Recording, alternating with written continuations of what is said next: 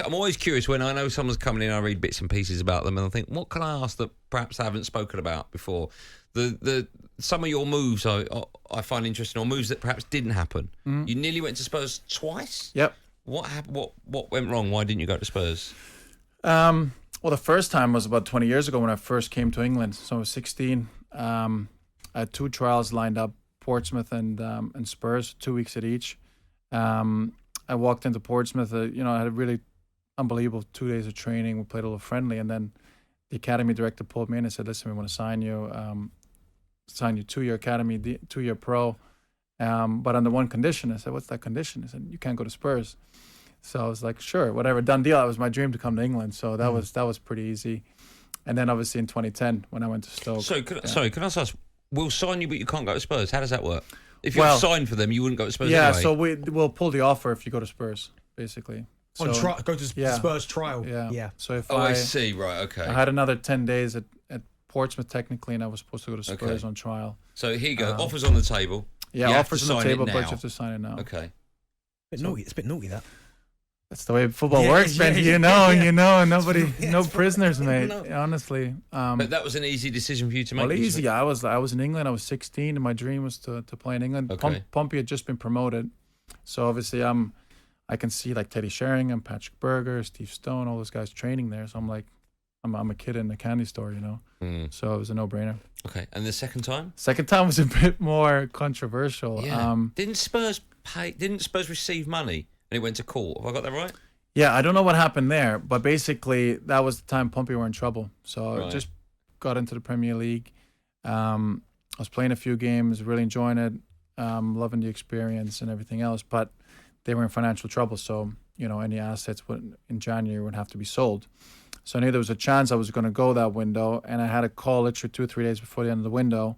We were at a team lunch, and my agent said, "Oh, there's a deal in place for you to go to Spurs. You and Yunus Kabul, double deal to go to Spurs." So I'm like, "All right, sure. What happens next?" She said, "You got to go to medical tomorrow." So I drive up to London.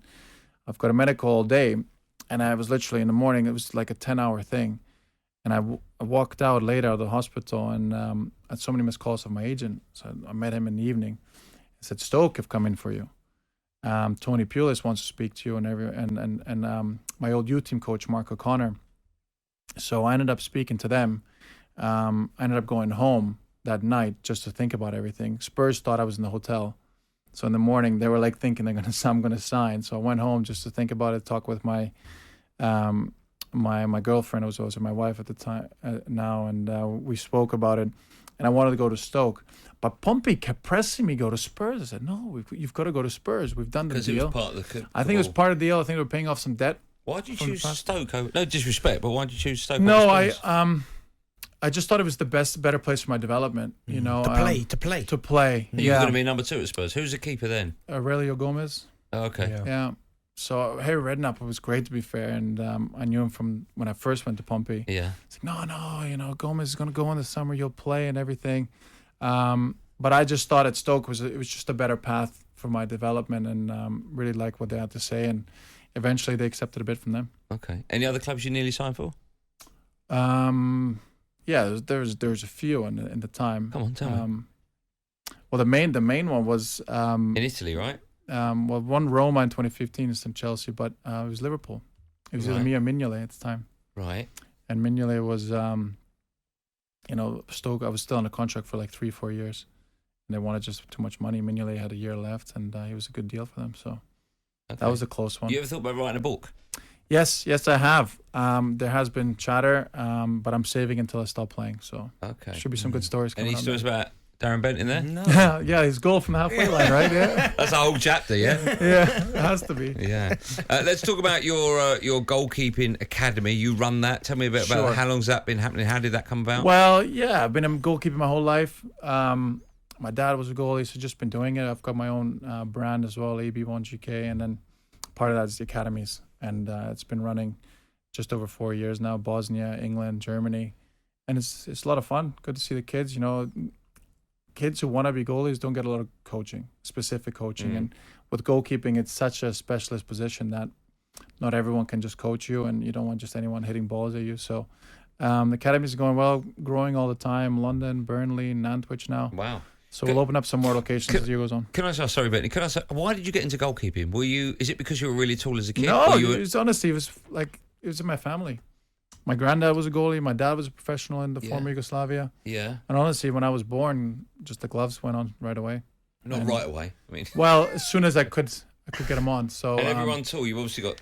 Yeah, the heights in the family. So the genes are good. Have you noticed the goalkeeping role change a little bit? Yeah. Back in the day, it was about making saves, but obviously now you're expected to do that and play with your feet. Is it changing a lot? We're a lot more complete.